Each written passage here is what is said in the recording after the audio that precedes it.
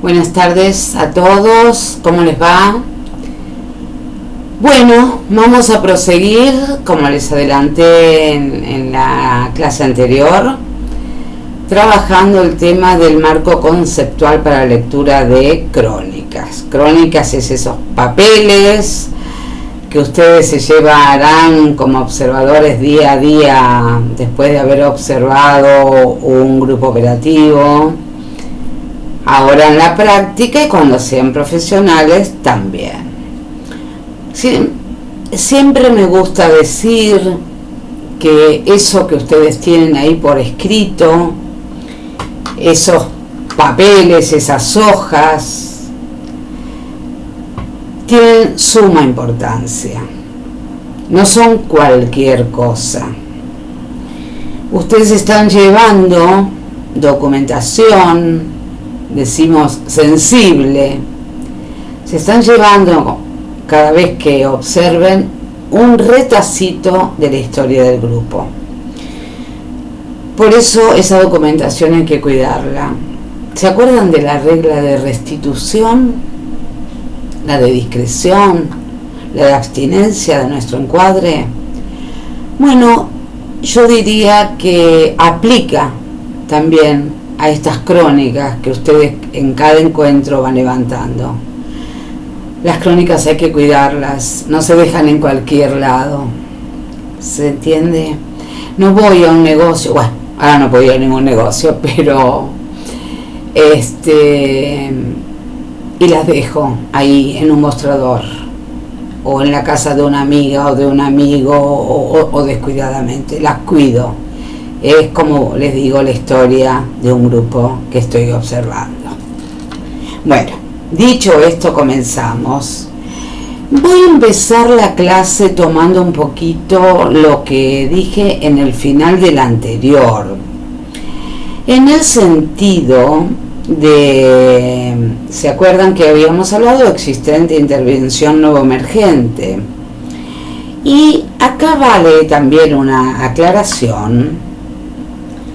Porque este nuevo existente o emergente, por lo general, es traído al grupo por un portavoz. Y al portavoz hay que saber interpretarlo, como digo yo, espigarlo, desmenuzarlo. El portavoz es uno de los roles más difíciles que hay para comprender, para interpretar, y sin embargo, siendo el más difícil para nosotros, es el que más nos facilita la tarea si logramos leer lo que el portavoz dice. ¿Se entiende? O sea que esta dificultad que nos vamos a encontrar en un principio, al tratar de interpretar el portavoz, al tratar de decir quién es el portavoz, pero quién fue el que dijo tal cosa, el que dijo tal otra, el que habló de que hacía frío, el que habló de que cierren la ventana, el que habló de los ausentes. Al principio vamos a tener todas esas inquietudes, pero una vez que aprendan a detectar él o los portavoces, va a ser mucho más fácil la comprensión de una crónica, porque el portavoz suele llevar, no es matemático, al conflicto, aquello que está denunciando. Así que bueno, ese es el portavoz que puede ser que haga aparecer, después de la intervención del coordinador, un nuevo existente o emergente. También les hablé el otro día de los vectores del cono, un dispositivo pensado por Pillon para interpretar los procesos grupales, y en eso lo deben tener absolutamente en cuenta. O sea, es básico, es de primer año. No se olviden nunca de los vectores del cono. Después podemos pensarlo, por supuesto, del psicoanálisis, desde la teoría de las relaciones objetales. Van a tener que bajar teorías sobre Bion, los supuestos básicos, todo eso en tercer año van a tener que concretarlo en conocimiento. Todo eso, no es poco. Pero los vectores del cono es una herramienta absolutamente imposible de desechar. La tenemos que tener incorporada porque eso nos indica cómo se comunica un grupo, por ejemplo, con el vector comunicación, ¿no? ¿Qué manera tienen de relacionarse entre sí? ¿Lo hacen en forma directa, en forma metafórica? ¿Utilizan mucho los chistes? Hay gente que a lo mejor no se anima a decir alguna verdad y ¡pum!, mandó un chiste. A ver qué pasa con eso. Ahí tenemos que pensar también en Freud, ¿no? El chiste y la relación con el inconsciente, ¿eh? Hago un chiste en el grupo, quedo lindo con el chiste, pero en realidad, ¡pum!, estoy tirando alguna cuestión. A descifrar, siempre, acuérdense. Entonces, los vectores del cono son un dispositivo imprescindible. ¿Cómo se comunican, no? Estaba pensando en esto de la comunicación y de las dos tareas que les dije que tenía el grupo, ¿no? Y pensaba en el grupo, cuando se pregunta, ¿qué hacemos nosotros juntos? Es una pregunta que el grupo se puede hacer implícitamente. ¿Qué hacemos nosotros juntos? Pero hay otra que también es muy importante. ¿Qué nos hacemos entre nosotros? Y ahí tiene que tener puesta la mirada el observador y por supuesto el coordinador. ¿Qué se están haciendo entre ellos como grupos? Como grupo, perdón. Y en ese ¿qué se están haciendo? Los vectores del cono aplican. ¿Cómo se comunican? ¿Cuál es el modo? Si son metafóricos, insisto. Se comunican en forma lateral, tenemos algún integrante que se comunica siempre con su compañero de la derecha o de la izquierda, es lo mismo, piénselo de cualquier manera. Que toda su comunicación está dirigida al coordinador, puede ser. ¿Basta con pensar que puede ser? No. Ustedes, cuando analicen la crónica, tienen que tener la suficiente teoría para saber por qué está teniendo ese desempeño en el grupo. Se comunica siempre con el coordinador, está demandando algo, hay algo del orden de la demanda, es posible, está esperando que alguien le diga lo que tiene que hacer, pareciera ser que solo no puede, no sé, cosas que tiro. En cambio el compañero es un par, ¿no? A veces alguien se dirige en forma permanente al coordinador por falencias propias, por su mundo interno, por su esquema referencial, pero a veces se comunica únicamente y en forma directa con el coordinador como una manera de descalificar a sus compañeros que son pares. ¿Qué quiero decir con esto? No salgan a buscar siempre lo malo, pero tienen que tener en cuenta todas estas formas de comunicación para comprender qué se está haciendo este grupo entre ellos y qué están haciendo juntos. ¿Se entiende? La comunicación. Después recordamos la tele positiva, el factor, ¿no? Tele positiva, tele negativa. ¿Hay predisposición para trabajar con otros? ¿Se eligen rápidamente? ¿No se eligen? ¿Se acuerdan que tele la predisposición o no para trabajar con otros? Y es un mecanismo consciente, ¿sí? De un proceso inconsciente que es la transferencia, que si tenemos tiempo vamos a hablar un cachito. Y bueno, ¿hay tele positiva, hay tele negativa? No, basta con saber que no, hay que buscar por qué no. Bueno, ¿cuándo alguien es pertinente? Recuérdenlo, alguien es pertinente cuando tiene un grado de ajuste a la tarea. O sea, que aunque hable de algo personal, su aporte venga de la vida cotidiana, algo de lo personal, si el aporte tiene que ver con lo que ha estado hablando el docente, con lo que el grupo viene trayendo, es absolutamente pertinente, porque es un grado de ajuste, así le denominó Pillon. Ese es el vector pertinencia. Después tenemos otro que suena muy parecido, que es el de pertenencia. ¿Y cómo nos damos cuenta si alguien pertenece, se siente que pertenece al grupo? Eso nos lleva en línea recta también a la mutua representación interna. ¿Está instalada en el grupo la mutua representación interna? Cuando se convocan, cuando se llaman, cuando se denominan, cuando uno quiere hacerle una pregunta a un compañero, ¿lo llama por su nombre? ¿Tiene dudas? ¿Le dice, vos, escuchame? Bueno, ahí tenemos. ¿Hay mutua representación interna o no? Eso está íntimamente ligado con la pertenencia, ¿sí? La pertenencia también está ligada con el presentismo, con el horario de llegada, con el sentirse parte del grupo, de hacer de unos un nosotros. Cuando alguien diga porque nosotros como grupo, ya esto nos está orientando. A ver, podrá aparecer alguno que diga la consabida frase, habla por vos, no por mí. Bueno, ¿pasa? Sí, pasa. Pero también es cierto que a veces es un portavoz. Y porque nosotros pensamos, ¿sí? Si el grupo se cuelga, se engancha en esa fantasmática, en ese nosotros pensamos, ahí tenemos un portavoz clarísimo. Pareciera ser que el grupo, o su gran mayoría, piensa determinada cosa, ¿sí? Bueno, pero para eso tiene que estar instalada la mutua representación interna, que no es un vector, pero la traigo por esto de la pertenencia, y se tienen que conocer, Bueno, ahí el coordinador operará con las herramientas que tienen, y ustedes tienen que registrar esto para después poder analizarlo en el papel.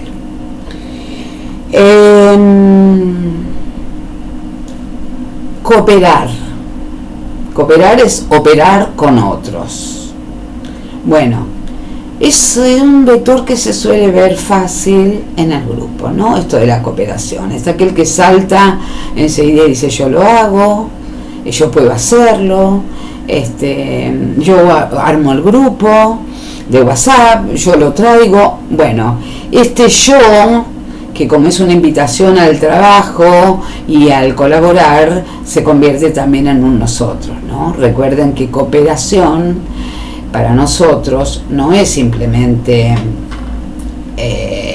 operar con otros, sino que es lo contrario a competencia, A veces vemos a alguien que se calla la boca cuando hay que empezar a repartir laburo y decimos qué poco cooperador, pero es probable que esté compitiendo, no lo sabemos, pero después, a partir de las sucesivas crónicas que ustedes tengan, si ese integrante mantiene esta misma conducta, es posible, no es seguro, pero es posible que lo lleve dentro del análisis a ver que en realidad hay alguna especie de competencia con algo o con alguien del grupo.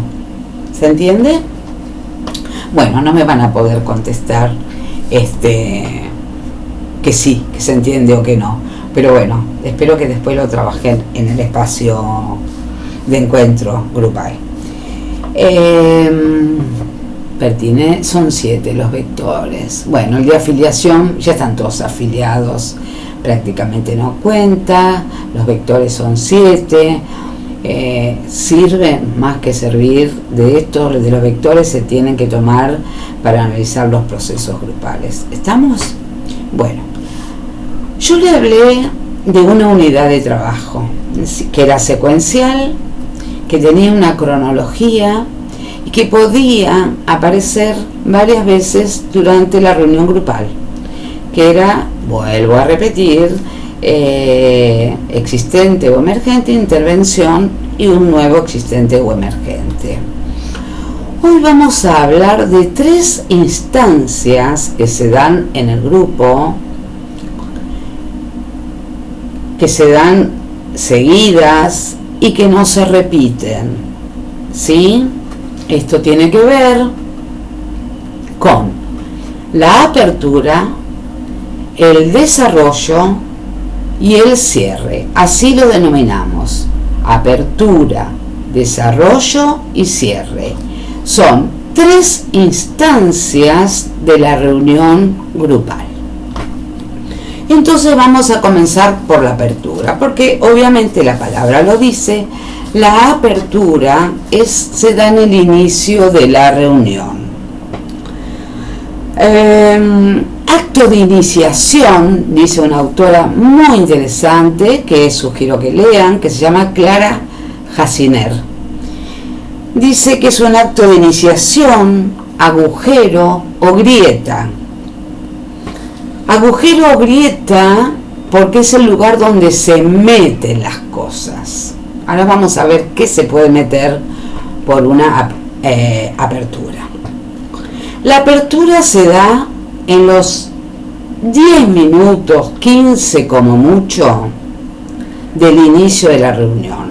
Es el momento inicial, es cuando se encuentran los integrantes después de no haberse visto en una semana, en las reuniones mensuales en un mes. Es el nuevo encuentro. Terminó el teórico, en el teórico ya se vieron, pero ustedes no se olviden, esto va para los observadores, que la crónica comienza a tomarse a partir del momento que el equipo de coordinación toma asiento, y esa es la instalación formal del encuadre. Ahí empieza a tomarse la crónica. Y ese sería como un momento de apertura del grupo, ¿sí? El grupo está ansioso, dice Pillon, que ahí las ansiedades básicas están a full. Aparece el miedo a la pérdida, el miedo al ataque. ¿Cómo dirán ustedes? Miedo a la pérdida, miedo al ataque. Van 10 reuniones, por ejemplo, ¿no? Y seguimos hablando de la apertura, sí. ¿Por qué? Porque cada encuentro es un reencuentro. Así de sencillo, todo toma significado en este tercer año.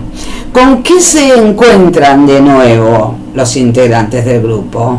Fácil, con un teórico que no conocían, eso de entrada, eso es nuevo. Es un grupo que está viendo por primera vez un teórico, no lo habían visto nunca, ni primero ni segundo, están en tercero. ¿Estamos? Entonces, en esta apertura hay ansiedades, se caen cosas, se corren las sillas, buscan lugares, eligen con quién sentarse, al lado de quién, está quien se sienta al lado del coordinador. Eso también es un observable, Bueno, hay gente que se sienta una vez al lado del coordinador, hay otros integrantes que eligen sentarse siempre. Porque yo no se los puedo decir, ustedes van a saberlo en algún momento. Entonces, esta cuestión de la apertura tiene que ver con eso, tiene que ver con todas las ansiedades que ponen en juego. La pregunta es ¿cuándo comienza la apertura? Que es lo primero de estas 3 instancias que comienzan, ¿no? Más allá de las distintas modalidades de ingreso, presencia o distribución en el espacio áulico de los integrantes, la apertura comienza con la instalación del encuadre. O sea, los grupos no se observan en el pasillo, observadores. Los grupos comienzan a observarse cuando está instalado el encuadre. Como les dije hace un minuto, el encuadre lo instala el coordinador cuando se sienta a ejercer su función. ¿Estamos? Entonces, dice Pillon-Rivière que en esta apertura aparecen los emergentes, ¿sí? Que después se van a trabajar en el desarrollo y en el cierre. Por eso les hablé de apertura, desarrollo y cierre de una reunión grupal. Entonces, acá la indicación para los observadores es que estén preparados para registrar concienzudamente, detenidamente, todo aquello que vean en la apertura, todo lo que les llame la atención, todo, porque vuelvo a repetirles, es acá donde suelen aparecer los emergentes. Se les denomina emergentes de apertura.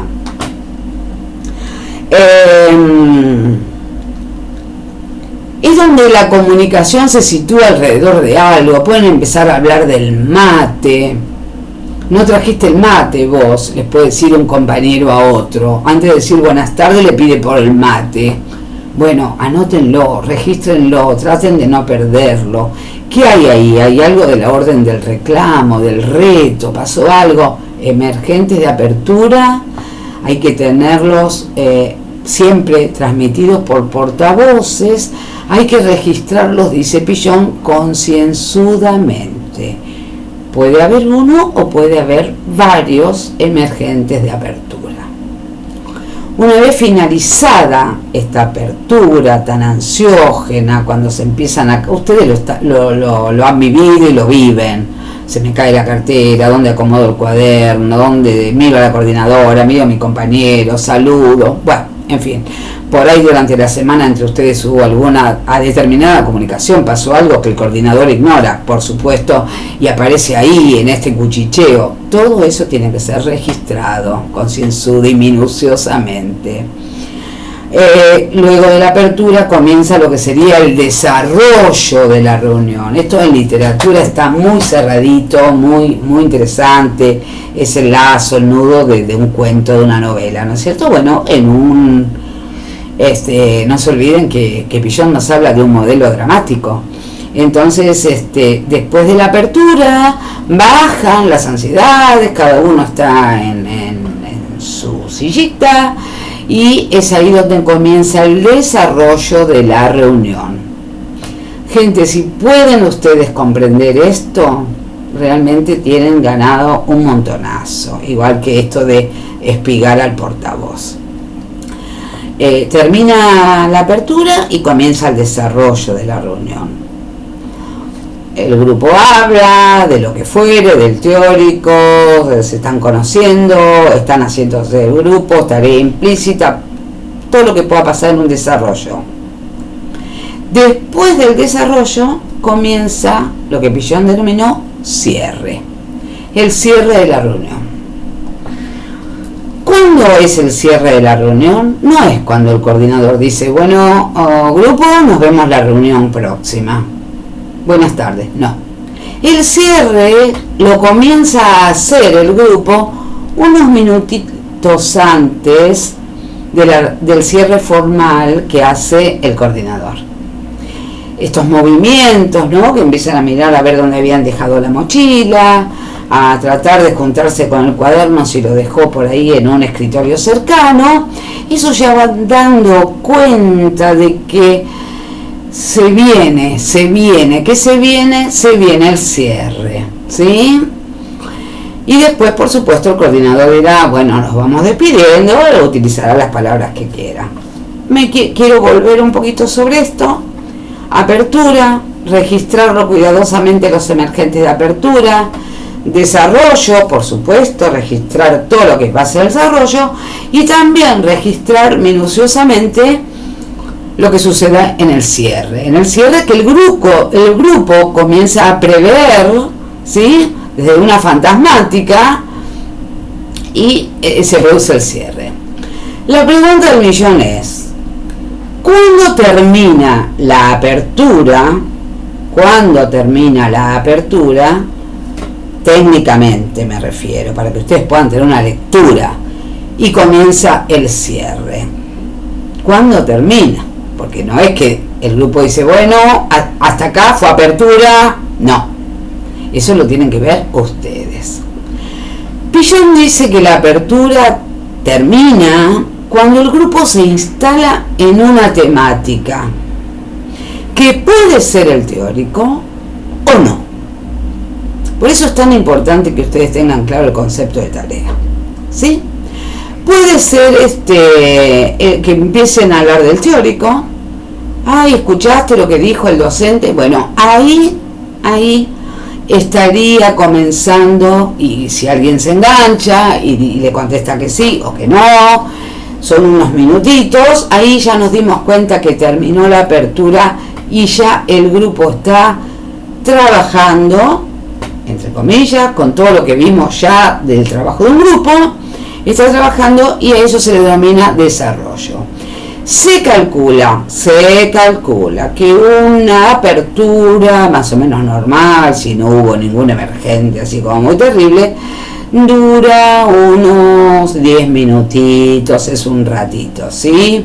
Digamos que en una crónica podemos pensarla media hojita, ¿sí? Todo lo que ustedes registran, media hojita, un poquito menos, y ya comienza el desarrollo de la reunión grupal. ¿Se entendió? Bien. Y ahora nos queda lo otro. ¿Cuándo empieza el cierre? El chiste es cuando termina el desarrollo, sí, por supuesto. Acá hay algo que es maravilloso y que nos va a ayudar mucho a interpretar crónicas. Dice Pillon que los coordinadores y observadores se dan cuenta que comienza el cierre porque uno o más integrantes comienzan a hablar, no, a veces no en forma manifiesta, ¿no?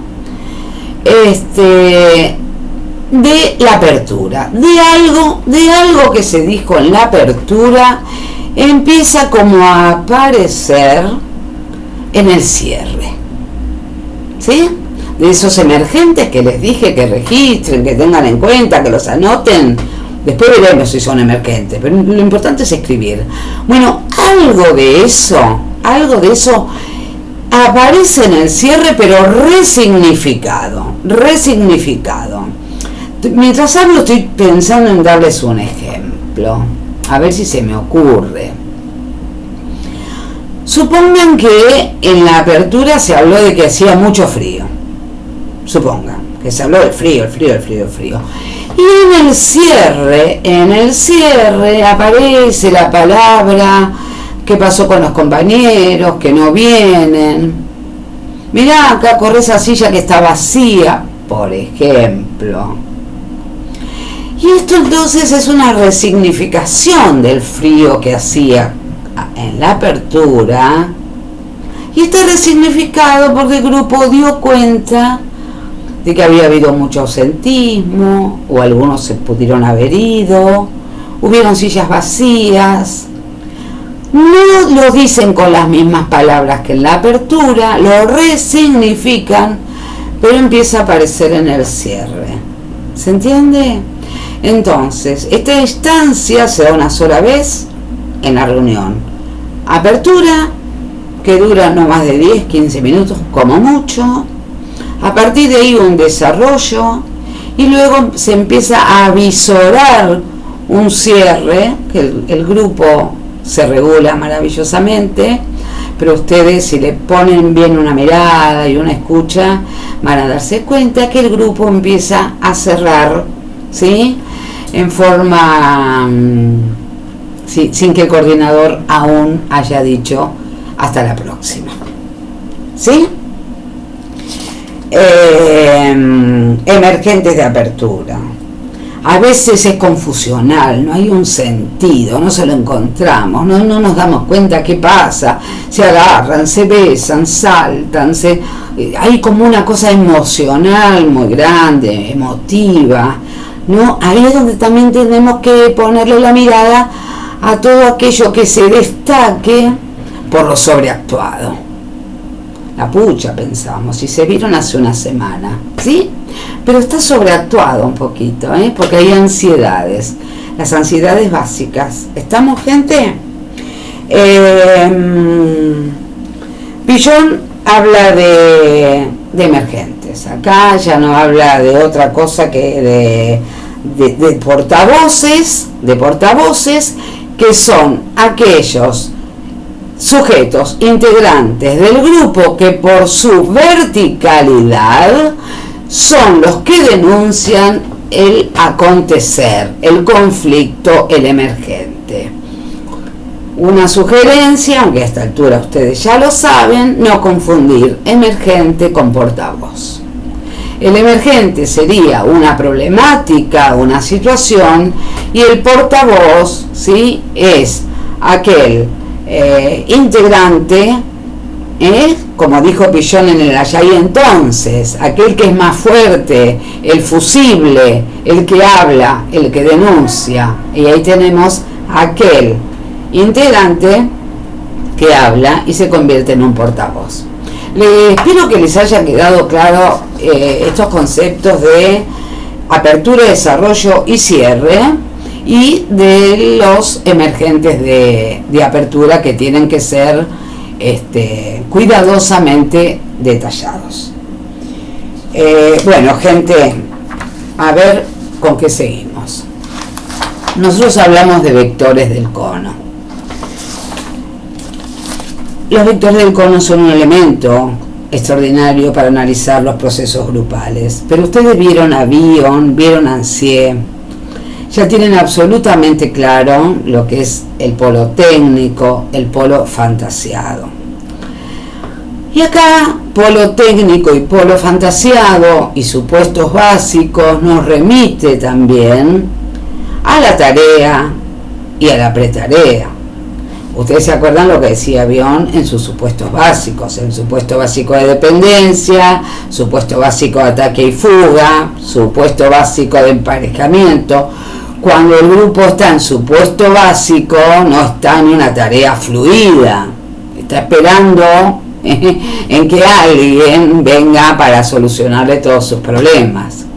Si hacemos un paralelismo con Ancier nos va a hablar, ¿sí?, de un polo técnico, que es el polo de la teoría, el polo del grupo que trabaja teóricamente, y de un polo fantasiado, ¿sí? Y ahí nos habla de la fantasmática grupal. ¿Por qué les digo esto? Soy insistente. Si no tienen teoría, les va a costar muchísimo interpretar las crónicas. Esperen que voy a ver qué hora me queda. Sí, tenemos un tiempito más para hablar.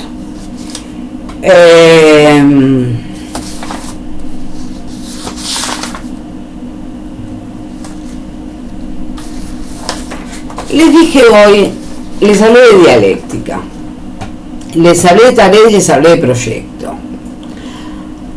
La dialéctica no puede faltar, el razonamiento dialéctico y la interpretación dialéctica, por supuesto, no puede faltar también en el análisis de una crónica. Entonces ustedes van a ver ahí en forma muy clara, y a través de lo que manifiestan los integrantes, esta contradicción que se va a dar siempre. Entonces tengan en cuenta que también las crónicas pueden y deben ser analizadas a través de los pares contradictorios: sujeto-grupo, tarea-resistencia al cambio, lo nuevo, lo viejo, grupo-sujeto.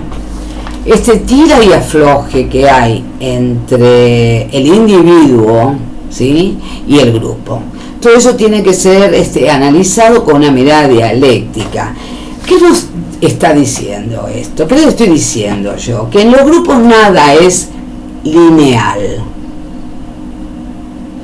Cuando un integrante habla, a veces habla solo por él, a veces habla por él y el grupo, a veces habla desde una metáfora, ¿sí? Y todo eso tiene que ser interpretado. La mejor manera de poder interpretar lo que pasa en el grupo es teniendo teoría, gente. No hay manera de interpretar crónicas, de poder hacer una lectura si no tienen teoría. Estaba pensando mucho. Me quedó pendiente algo, les ofrezco disculpas. Cuando hablamos de apertura, porque si no ustedes se lo van a preguntar, pero está bueno que se lo pregunten, pero a lo mejor a mí no me lo pueden preguntar, porque yo estoy virtual. La apertura a veces no la hace el grupo, o sea, el inicio del desarrollo. Porque si un coordinador les dice buenas, ¿cómo están? ¿Qué les pareció el teórico? O uy, ¿qué pasó? ¿Cuántas personas faltaron? Ya está el coordinador haciendo como un cierre de esa apertura grupal, ¿se dan cuenta? Entonces ahí estas cuestiones de los silencios es tan interesante. En realidad lo que es interesante es que ustedes sepan, puedan sostener los silencios grupales, porque los silencios grupales son extraordinarios. Entonces, bueno, se da esto, hablamos de una apertura abierta, decimos, valga la redundancia, y otra cerrada. Cerrada es cuando el coordinador la obtura de alguna manera, preguntándoles cómo están o si trajeron los trabajos que les pidió. Ahí se terminó la apertura, obviamente, y se comienza a trabajar en forma manifiesta, ¿sí? Ya incluso ahí ni siquiera se trabaja desde lo implícito. Así que bueno, eso. La dialéctica, los pares dialécticos, los contradictorios, lo que ustedes vieron ya, que son 5 los grupos. Y en tercer año, que ustedes están, ya habrán dejado atrás, entiendo, por lo general es así, es como una maduración, ¿no? Grupal, por eso observan ahora y no el año pasado. Y tampoco en primero hicieron una observación muy por arriba de un espacio, sin interpretar. En segundo tuvieron que aprender a investigar y ahora ya están aprendiendo todo junto, ¿vieron? Tienen que observar un grupo, interpretarlo, bla, bla, bla, bla. Es mucho y es un tema, pero la teoría tiene que ser infaltable.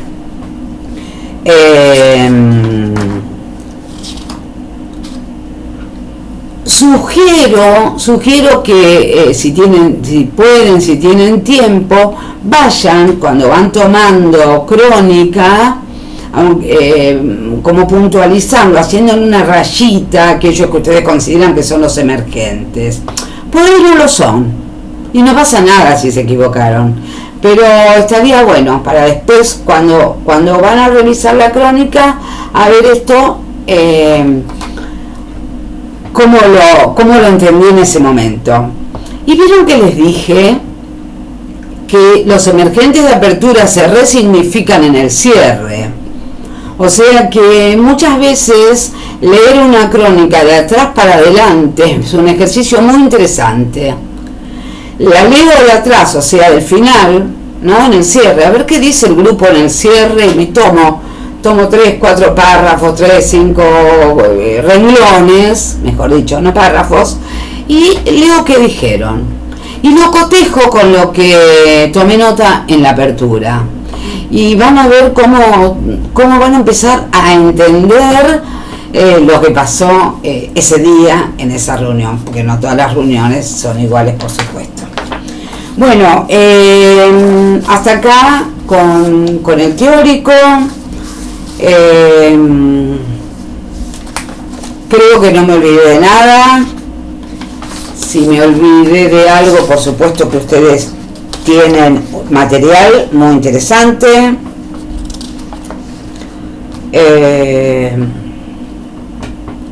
Acuérdense que ustedes este año van a salir a hacer una intervención institucional, un análisis institucional. Van a entrar en una institución, van a observar otros grupos. Por supuesto que van a tener las clases pertinentes. La escuela no los va a mandar así a la calle porque sí. Van a estar muy cuidados. Van a tener teoría, que es la forma de cuidarlos, ¿no?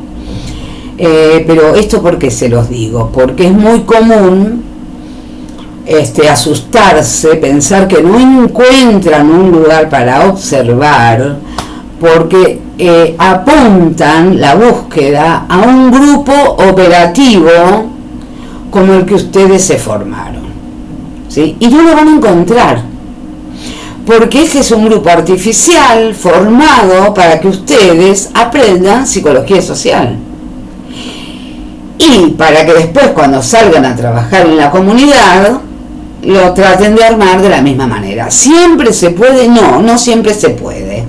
Entonces, Terminando con esta cuestión, esta clase de lectura de crónica, se me ocurrió pensar a la observación no solo de grupos operativos centrados en una tarea, tal cual lo pensamos nosotros, tal cual lo pensó Pillon, sino que hay otro tipo de grupos que se centran en la tarea de otra manera.